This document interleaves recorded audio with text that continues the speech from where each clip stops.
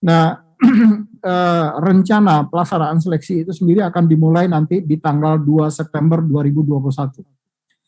Ini adalah khusus untuk titik lokasi yang ada yang dimiliki oleh BKN.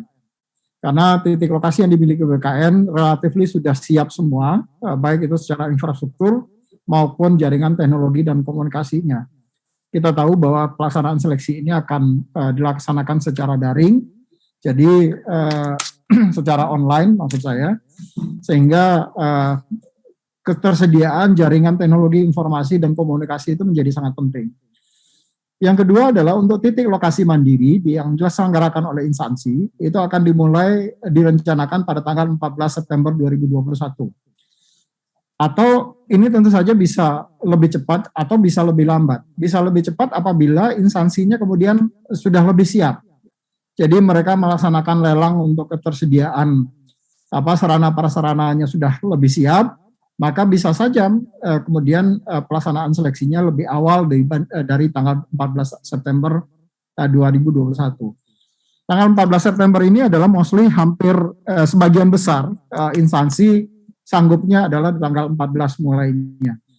Tetapi tadi di dalam rapat koordinasi kami dengan seluruh instansi tadi pagi, dan ada yang kemudian sudah siap sebelum tanggal 14. Nah, bagi instansi yang sudah siap sebelum tanggal 14 tentu masih bisa saja dilaksanakan, tetapi setelah dilakukan audit terhadap teknologi informasi dan komunikasi di titik lokasinya.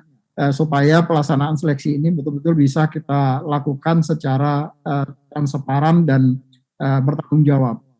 Nah, BKN secara bertahap telah menginformasikan kepada seluruh instansi terkait dengan kuota jadwal dari seluruh instansi, baik itu di titik lokasi instansi BKN maupun kemudian ada jadwal-jadwal yang akan dilaksanakan secara mandiri yang mereka sudah siap.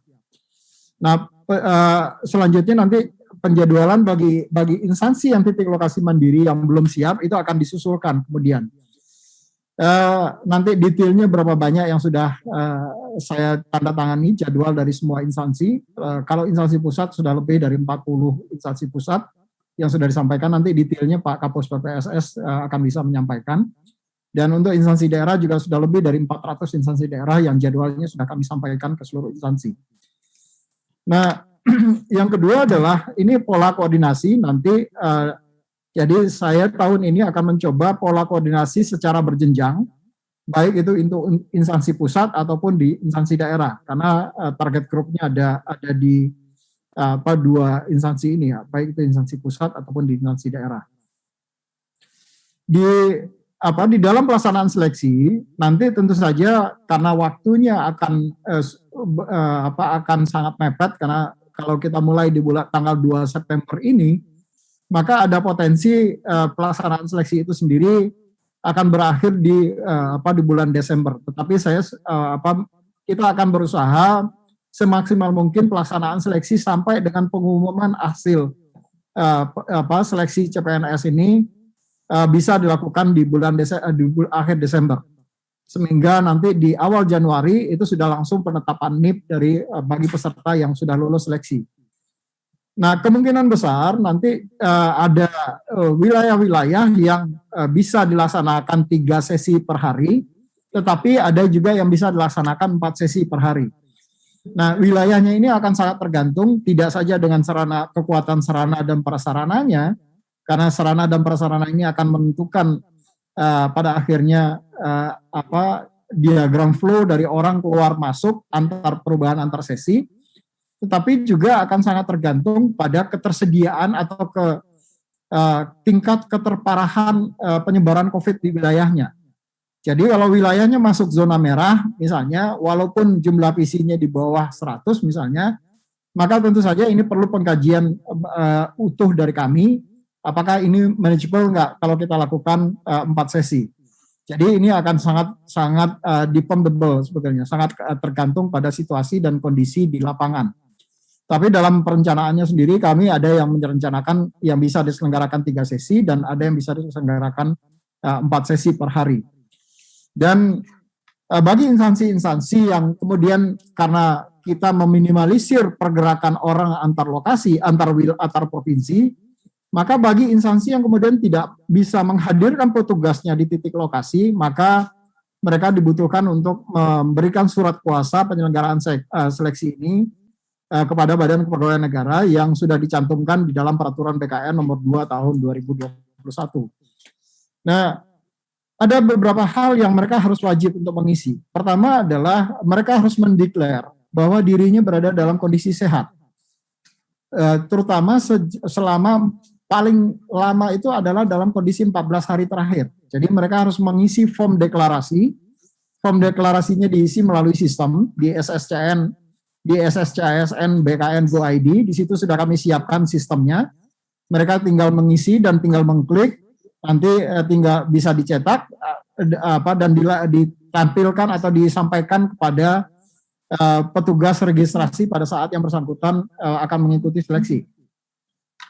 Kemudian ini kalau skenario awal, beberapa titik lokasi nanti yang akan diselenggarakan 3 sesi. 3 sesi itu akan dimulai dari jam 6.30 sampai dengan jam 8. Kemudian ada pelaksanaan seleksinya sendiri akan mulai jam 8. Jadi 6.30 sampai jam 8 itu lebih ke arah administrasinya. Kemudian pelaksanaannya sendiri selama 100 menit, lebih kurang 100 menit untuk pelaksanaan seleksi SKD-nya. Kemudian kita break karena akan ada penyemprotan disinfektan di seluruh sarana dan prasarana ruangan yang dipakai, termasuk peralatan yang digunakan. Itu akan ada penyemprotan disinfektan. Dan kemudian baru mulai lagi registrasi atau administrasi untuk sesi kedua. Dan seleksinya sendiri akan dimulai jam 11 sampai dengan jam 12.40, lebih kurang sekitar 100 menit untuk sesi kedua. Begitu seterusnya, nanti ada penyemprotan kembali selesai sesi 2, penyemprotan kembali, kemudian dinetralisir kembali seluruh sarana dan prasarananya. Ini adalah titik lokasi yang diperkirakan akan bisa dilaksanakan 3 sesi, tapi kembali akan sangat tergantung pada kondisi di lapangan nanti. Ini adalah beberapa lokasi yang bisa kita laksanakan secara 4 sesi per hari, hanya saja kembali sesi-sesinya akan sangat tergantung pada situasional di lapangan nanti. Nah, khusus untuk SKD CPNS di hari Jumat itu hanya dilaksanakan 2 sesi. Jadi ada sesi pagi dan sesi siang karena banyak waktu terpotong dengan sholat Jumat. Kemudian untuk kompetensi P3K non guru, ini adalah pelaksanaan seleksinya 3 sesi per hari dan di hari Jumat juga hanya dilaksanakan 2 sesi. Mekanisme atau prosedur pelaksanaan seleksinya sendiri mulai dari yang bersangkutan datang sampai dengan yang bersangkutan selesai melaksanakan ujian itu sudah dituangkan di dalam surat edaran Kepala BKN nomor 7 tahun 2021 tentang prosedur penyelenggaraan seleksi dengan metode CAT BKM dan protokol kesehatan pencegahan dan pengendalian COVID-19. Jadi sama dengan tahun kemarin, di mana seluruh pengantar hanya boleh mendrop dan meninggalkan lokasi segera. Dan seluruh peserta antri untuk melakukan scanning suhu tubuh, kemudian melakukan pemeriksaan dokumen dan pemberian PIN registrasi. Nah, pada saat pemeriksaan dokumen tadi, mereka harus melengkapi beberapa persyaratan yang disampaikan oleh teman-teman di BNPB di dalam surat tujuan BNPB terkait dengan pelaksanaan seleksi ini. Apa saja nanti persyaratan akan saya sampaikan di belakang. Kemudian mereka mendapat, setelah seluruh persyaratannya terpenuhi, maka kemudian akan ada pemberian PIN registrasi kepada peserta dan mereka kemudian setelah mendapatkan PIN registrasi, mereka menitipkan barang di loker yang sudah disediakan. Lokernya dalam kondisi steril tentu saja, dan dilakukan pemeriksaan suhu badan dengan menggunakan metal detektor, dan peserta menunggu di ruang steril. Kemudian setelah beberapa saat di ruang steril, mereka baru masuk ke ruang ujian untuk mengerjakan ujian. Nah, masuk ke ruang ujian juga harus dengan antri yang benar, dengan tetap menjaga jarak, supaya tidak terjadi penyebaran COVID-19 sepanjang dari ruang steril menuju ke ruang ujian. Nah, selesai ujian, pintu kedatangan dan pintu keluar ruang ujian itu akan dibedakan sehingga potensi untuk terjadi selisih di tengah jalan itu diminimalisir betul sehingga orang tidak akan ketemu antara peserta yang akan baru ujian dengan peserta yang sudah menyelesaikan ujian. Nah, hasil seleksi karena peserta tidak pengantar tidak diizinkan untuk tinggal di titik lokasi, maka mereka bisa mengikuti hasil seleksi dari seluruh keluarga yang mengikuti ujian melalui live streaming di channel YouTube-nya BKN. Nah, peserta sendiri juga nanti akan bisa mendownload hasil seleksinya untuk mendapatkan sertifikasi nilai kelulusan dari para peserta. Jadi berapa nilai yang diperoleh dari seleksi SKD ini mereka bisa mendownload dari sistem yang sudah disiapkan. Jadi tidak perlu mencatat-catat karena sudah ada nilai.